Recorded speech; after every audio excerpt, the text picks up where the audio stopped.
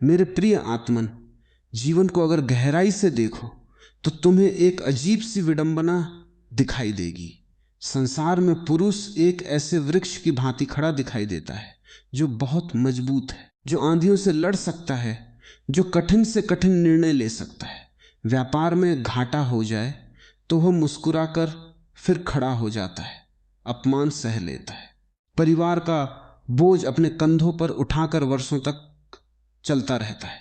दुनिया देखती है और कहती है कि यह मनुष्य कितना कठोर है, कितना शक्तिशाली है। लेकिन यह पूरी सच्चाई नहीं है। ये केवल एक ढोंग है, एक मुखौटा है जो उसने मजबूरी में पहन रखा है। भीतर से हर पुरुष उतना ही कोमल और डरा हुआ है जितना एक छोटा बच्चा। लेकिन इस समाज ने, इस संस्कृति ने उसके साथ एक बहुत बड़ा अन्याय किया है। बचपन से ही उस छोटे से लड़के के दिमाग में यह बात ठूंस दी जाती है कि तुम पुरुष हो, तुम्हें रोना नहीं है, तुम्हें झुकना नहीं है। जब वो बच्चा गिरता है, उस घुटने से खून बहता है, तो माँ कहती है चुप हो जाओ, लड़के रोते नहीं।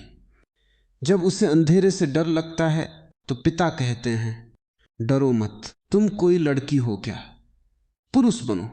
धीरे धीरे वो बच्चा यह सीख जाता है कि अपनी कोमलता को दिखाना अपराध है, अपना दुख प्रकट करना कमजोरी है, अपने डर को स्वीकार करना शर्म की बात है। और तब वो अपने भीतर एक बहुत गहरा अंधेरा तहखाना बना लेता है। उस अंधेरे तहखाने में वो अपने आंसुओं को छुपा देता है, अपनी असफलताओं को छुपा देता है, अपने डर को दबा देता है, अपने पिता से मिली चोटों को और अपनी अधूरी अपेक्षाओं को बंद कर देता है। बाहर वह एक मजबूत, सफल और कठोर पुरुष होने का नाटक करता है और भीतर वह अकेला तड़पता रहता है। उसने अपने चारों ओर एक बहुत भारी सुरक्षा कवच बना लिया है। और फिर एक दिन उसके जीवन में एक स्त्री आती है। लेकिन कौन सी स्त्री उसके इस कवच को तोड़ पाती है? क्या वह स्त्री जो बहुत सुंदर है? नहीं, केवल शारीरिक सौंदर्य आंखों को बांध सकता है, लेकिन हृदय के द्वार नहीं खोल सकता। क्या वह स्त्री जो उसकी हर बात मान लेती है, जो उसके पैरों में झुक जाती है? नहीं, जो स्त्री अपना सारा अस्तित्व मिटाकर केवल आपकी सेवा में लग जाए, वह आपको सुविधा दे सकती है, लेकिन वह आपके भीतर के उस बंद कमरे की चाबी नहीं खोल सकती। पुरुष उस स्त्री के सामने सबसे ज्यादा असुरक्षित और कमजोर महसूस करता है, जिसके सामने वह अपना ढोंग नहीं बनाए रख सकता। जो स्त्री उसकी बातों को नहीं, उसके मौन को सुन लेती है। जब वह पुरुष थका हुआ घर लौटता है और कहता है कि मैं ठीक हूं, तो वह उसके चेहरे की कठोरता के पीछे छिपी थकान को देख लेती है। वह हंसता है और वह उसकी हंसी में छिपे खालीपन को पहचान लेती है। वह कहता है कि मुझे किसी की आवश्यकता नहीं, और वह समझ जाती है कि यह वाक्य उसकी शक्ति से नहीं, किसी पुराने घाव से आया है। अब सवाल यह उठता है कि पुरुष के भीतर की उस पुरानी भूख और उस गहरे घाव को हम कैसे समझें? पुरुष के भीतर सबसे बड़ा घाव उसकी उपयोगिता का है। संसार ने उसे हमेशा उसकी उपयोगिता से मापा है। तुम कितना कमाते हो, तुम कितना पद प्राप्त करते हो, तुम कितना बोझ उठा सकते हो, तुम कितनी सुरक्षा दे सकते हो। समाज ने उससे कभी केवल एक मनुष्य के रूप में प्रेम नहीं किया, उसे हमेशा उसकी क्षमताओं के लिए सराहा। इसलिए उसके भीतर एक गहरी शंका बैठ गई है कि यदि कल मैं सफल ना रहा, यदि कल मेरी क्षमता घट गई, तो क्या कोई मुझे प्रेम करेगा? क्या मेरा कोई मूल्य बचेगा? यही पुरुष की सबसे पुरानी भूख है। वह चाहता है कि कोई उसे उसकी सफलता या असफलता से परे देखकर स्वीकार करे। वह चाहता है कि कोई उसके पास तब भी बैठे जब उसके पास देने के लिए कुछ ना हो। जिस दिन कोई स्त्री उसकी उपलब्धियों से परे जाकर उसके भीतर के थके हुए मनुष्य को देखती है, उस दिन उसके भीतर वर्षों से जमा बर्फ पिघलने लगती है। वह स्त्री जब उसकी पराजय के समय भी उसकी आंखों में सम्मान से देखती है, तो पुरुष के भीतर एक नया जन्म होता है। वो पहली बार अनुभव करता है कि मुझे बिना किसी शर्त के भी स्वीकार किया जा सकता है। लेकिन यहीं से एक बहुत बड़ा विरोधाभास भी शुरू होता है। जिस जगह पुरुष को सबसे गहरा विश्राम मिलता है, उसी जगह से उसे सबसे बड़ा भय भी लगने लगता है। उसने जीवन भर जिस कवच को अपनी शक्ति समझा था, जब वह कवच किसी स्त्री की उपस्थिति में ढहने लगता है तो उसे लगता है कि वह अपनी शक्ति खो रहा है। उसे लगता है कि अब वह इस स्त्री पर निर्भर हो जाएगा, और यदि यह स्त्री एक दिन चली गई तो वह पूरी तरह टूट जाएगा। यही कारण है कि पुरुष उस स्त्री के बहुत निकट आने के बाद भी कई बार अचानक दूर भागने लगता है। वह रात को अपने सारे घाव उसके सामने खोल कर रख देता है, अपने आंसू बहा देता है और अगली सुबह उठकर अत्यधिक कठोर और रूखा हो जाता है।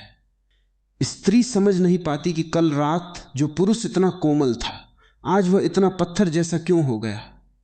वह पत्थर नहीं हुआ है, वह डर गया है। उसका पुराना मन उसे से चेतावनी दे रहा है कि संभल जाओ, तुम बहुत अधिक खुल रहे हो, तुम अपनी सीमाएं खो रहे हो। इसी मोड़ पर स्वतंत्र स्त्री और पुरुष के अहंकार के बीच एक बहुत बड़ा संघर्ष खड़ा होता है। पुरुष का अहंकार वर्षों की असुरक्षा से बनी एक दीवार है। वह चाहता है कि स्त्री उस पर आश्रित रहे, उसकी हर बात माने, उसके संकेतों पर चले।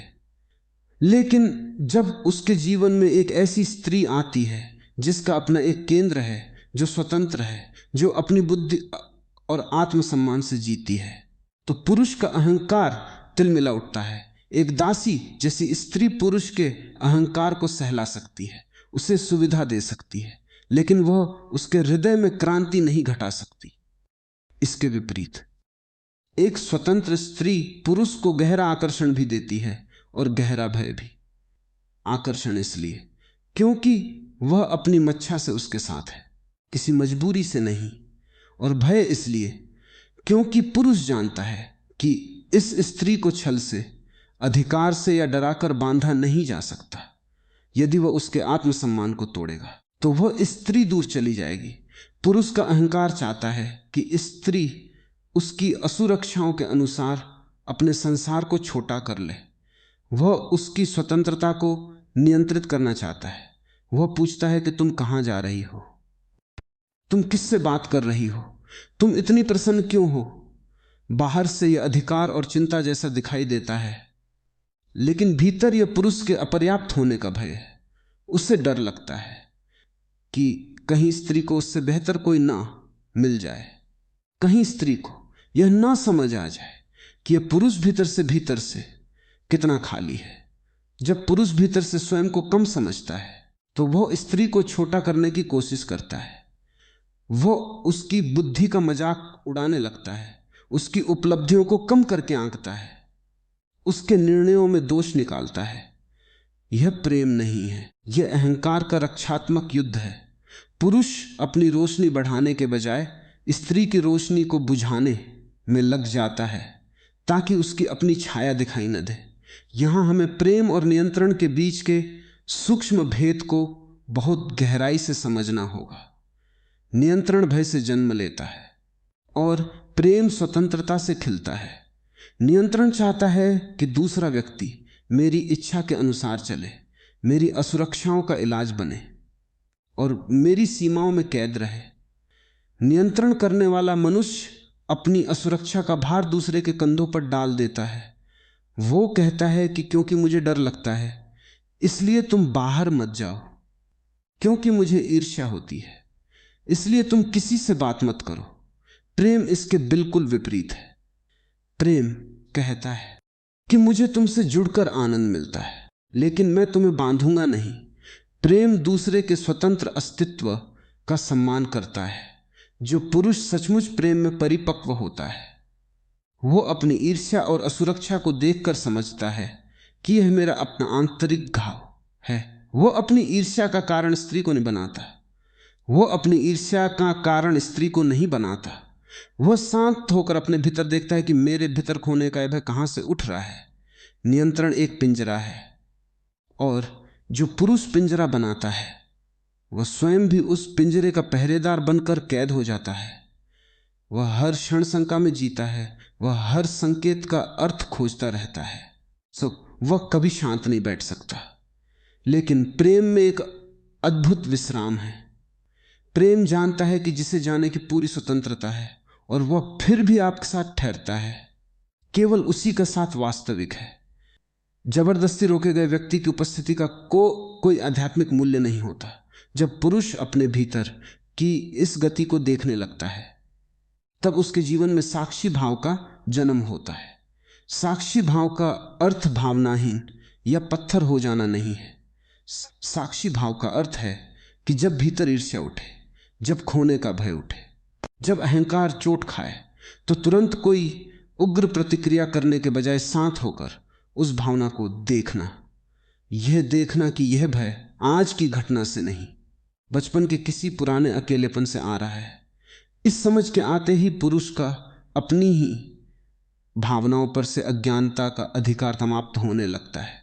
अब वह ईर्ष्या आने पर स्त्री पर आरोप नहीं लगाता। वह कह सकता है कि इस समय मेरे भीतर एक असुरक्षा उठ रही है और मैं इसे समझने का प्रयास कर रहा हूं। यह स्वीकारोक्ति कोई कमजोरी नहीं है, यही मनुष्य का वास्तविक साहस है। किसी स्त्री के सामने अपने झूठे आवरण को उतार देना, अपनी थकान को स्वीकार कर लेना, अपने आंसुओं को बहने देना, और फिर भी अपने आत्मसम्मान में खड़े रहना ही स्वस्थ समर्पण है। इसमें पुरुष अपनी रीढ़ नहीं खोता, वह केवल अपना पाखंड छोड़ देता है। वह दासी नहीं खोजता, न ही स्वामिनी बनाता है। वह एक जीवंत संगिनी के साथ सत्य के धरातल पर मिलता है। अंततः पुरुष जब प्रेम की इस कोमलता को स्वीकार कर लेता है, तो वह संसार की दृष्टि में भले ही थोड़ा पिघला हुआ दिखाई दे, लेकिन परमात्मा की दृष्टि में वह पहली बार एक पूरा मनुष्य बनता है। उसकी कठोरता समाप्त हो जाती है और उसकी जगह एक शांत, दृढ़ और करुणामय उपस्थिति ले लेती है। तब उससे अपने ही हृदय से डरने की आवश्यकता नहीं रहती। वह अपने भीतर और बाहर एक साथ मुक्त हो जाता है। जब हम प्रेम और स्वतंत्रता के इस संतुलन की बात करते हैं, तो अक्सर मन में यह प्रश्न उठता है कि इस गहरी बात को अपने रोजमर्रा के गृहस्थ जीवन में कैसे उतारा जाए।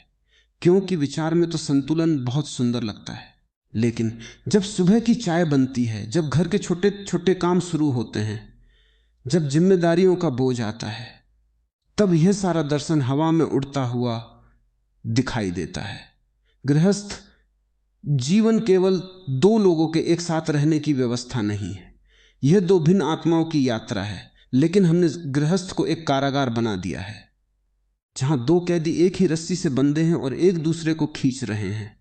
पति सोचता है कि पत्नी उसके हिसाब से चले, पत्नी सोचती है कि पति उसकी मुट्ठी में रहे, और इस खींचातानी को हम संसार में संबंध कहते हैं। यदि गृहस्थ जीवन को सचमुच एक उत्सव बनाना है, तो सबसे पहले प्रेम और स्वतंत्रता के भेद को समझना होगा। स्वतंत्रता का अर्थ संबंध तोड़ना नहीं है, और प्रेम का अर्थ एक दूसरे पर कब्जा करना नहीं है। गृहस्थ में संतुलन तब आता है जब तुम एक दूसरे के निकट भी रहो, जब तुम एकता के निकट भी रहो, और फिर भी एक दूसरे को बहने के लिए पर्याप्त आकाश दो। जैसे मंदिर के दो खंभे होते हैं, वे दोनों एक ही छत को संभालते हैं, लेकिन एक दूसरे से थोड़े फासले पर खड़े होते हैं। यदि वे दो खंभे आपस में चिपक जाएं, तो मंदिर की छत गिर जाएगी। यदि वे बहुत दूर चले जाएं, तो भी छत गिर जाएगी। वह बीच की दूरी ही मंदिर को खड़ा रखती है। गृहस्थ जीवन में भी वही बीच की दूरी साधना बन जाती है। जब तुम्हारा साथी अपने मौन में जाना चाहे, तो उसे जाने दो। जब वह थोड़ा अकेला बैठना चाहे, तो यह मत समझो कि उसका प्रेम कम हो गया है। जब पत्नी अपनी रुचि में खोई हो, तो पति को यह नहीं लगना चाहिए कि उसकी उपेक्षा हो रही है। यदि तुम अपने साथी को थोड़ा खाली समय, थोड़ा एकांत नहीं दे सकते, तो तुम उससे प्रेम नहीं करते। तुम केवल अपनी असुरक्षा का प्रदर्शन कर रहे हो। लेकिन व्यावहारिक जीवन में एक बहुत बड़ी कठिनाई तब आती है जब पुरुष अचानक भय के कारण दूरी बनाने लगता है। वह एक रात बहुत कोमल होता है अपना हृदय खोल देता है और अगले ही दिन वह अचानक दूर हटने लगता है, चुप हो जाता है या काम में बहुत अधिक व्यस्त हो जाता है। ऐसे क्षणों में स्त्री घबरा जाती है। वह सोचती है कि मैंने क्या गलती कर दी, क्या यह मुझसे दूर जा रहा है, क्या इसका प्रेम समाप्त हो गया। और घबराहट में स्त्री सबसे बड़ी भूल यह करती है कि वो उसका पीछा करने लगती है। वो बार बार पूछने लगती है कि क्या हुआ है, तुम मुझसे बात क्यों नहीं कर रहे, तुम बदल क्यों गए। जितना स्त्री उसके पीछे भागती है, पुरुष उतना ही और पीछे हटता जाता है, क्योंकि पुरुष उस समय अपने ही भीतर के डर से छिप रहा होता है। उसने रात को जो अपनी कोमलता दिखाई थी, सुबह उसका अहंकार उसे डरा देता है कि तुम बहुत कमजोर पड़ रहे हो, तुम इस स्त्री के गुलाम हो जाओगे। जब पुरुष भय के कारण ऐसी दूरी बनाने लगे, तब स्त्री को बहुत धैर्य और बुद्धिमत्ता से काम लेना होगा। सबसे पहली बात, स्त्री को घबराकर उसका पीछा नहीं करना चाहिए। जब कोई पीछे हट रहा हो तो उसे थोड़ा समय और थोड़ा स्थान दो। उसके मौन को उसका अपराध मत बनाओ, तुम शांत होकर अपने केंद्र पर टिक जाओ। जब पुरुष देखता है कि स्त्री घबरा नहीं रही है, कि वह उसके पीछे भागकर भीख नहीं मांग रही है और न ही उस पर क्रोधित होकर कोई आरोप लगा रही है, बल्कि वह अपनी गरिमा और शांति में खड़ी है, तो पुरुष का भय धीरे धीरे पिघलने लगता है। स्त्री की यह शांत उपस्थिति पुरुष के लिए एक दर्पण बन जाती है। पुरुष को समझ आने लगता है कि यह स्त्री मुझे कैद करने नहीं आई है, यह मेरे भय का लाभ उठाने नहीं आई है। वह अपनी ही गति से वापस लौटता है। जब तुम किसी पक्षी के पीछे भागते हो तो वह उड़ जाता है, लेकिन जब तुम साथ बैठकर हाथ में दाना रखते हो तो वही पक्षी उड़कर तुम्हारे हाथ पर आ बैठता है। प्रेम की यही कला है। दबाव से दूरी बढ़ती है और शांत स्वीकृति से निकटता लौट आती है। इसका अर्थ यह बिल्कुल नहीं है कि स्त्री अपमान सहती रहे या अनंत उदासीनता को प्रेम समझ ले।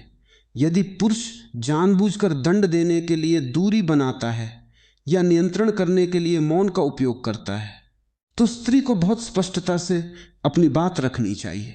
वह कह सकती है कि मैं तुम्हारे मौन का सम्मान करती हूं, लेकिन यदि तुम मुझसे भाग रहे हो तो मैं तुम्हारा पीछा नहीं करूंगी। मैं यहां हूं, जब तुम शांत हो जाओ तब हम बात करेंगे। यह स्पष्टता पुरुष को उसके नाटक से बाहर ले आती है। अब इस पूरी बात के सबसे गहरे केंद्र पर आते हैं। पुरुष क्यों डरता है, स्त्री क्यों घबराती है, पुरुष दूरी क्यों बनाता है, स्त्री पीछा क्यों करती है। इन सब दुखों की जड़ में एक ही सबसे बड़ा डर छिपा है, और वो है अकेलेपन का डर। मनुष्य जीवन भर अकेलेपन से भाग रहा है। वह शादी करता है ताकि अकेला ना रहे, वह बच्चे पैदा करता है ताकि अकेला ना रहे, वो मित्र बनाता है, व्यापार करता है, समाज बनाता है, 24 घंटे खुद को किसी न किसी काम में उलझाए रखता है ताकि उसे अपने भीतर के खालीपन का सामना ना करना पड़े। लेकिन जब वो किसी के बहुत निकट आता है तो उसे लगता है कि शायद यह व्यक्ति मेरा अकेलापन मिटा देगा, और जब वो व्यक्ति थोड़ा सा भी दूर हटता है तो वही पुराना अकेलापन किसी भूत की तरह सामने खड़ा हो जाता है। तो प्रश्न यह है कि क्या अकेलेपन का यह डर ध्यान के माध्यम से पूरी तरह मिट सकता है?